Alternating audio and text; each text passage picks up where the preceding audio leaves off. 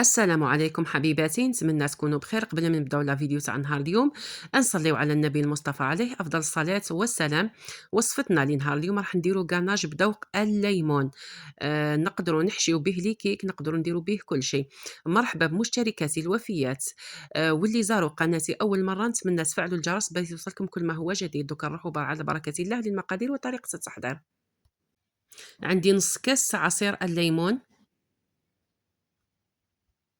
عندي نص كاس تاع السكر، وعندي ملعقة تاع جلوكوز ماهيش معمرة.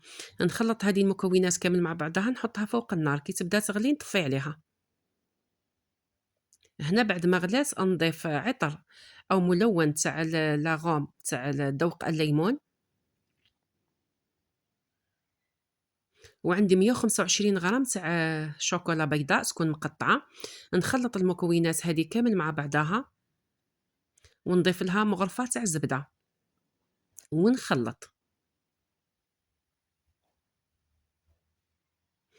الكاناج هذا تقدري تستعمليه لي كيك، تحشي به لي صابلي، ديري به لي غولي.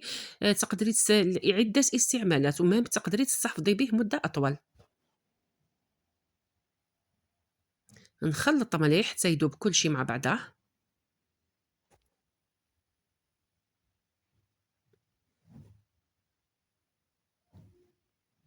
شوفوا هنا بعد ما داب كل شيء نفرغه في ان بول، نغطيه بالبابي فيلم ونحطوه في الثلاجة.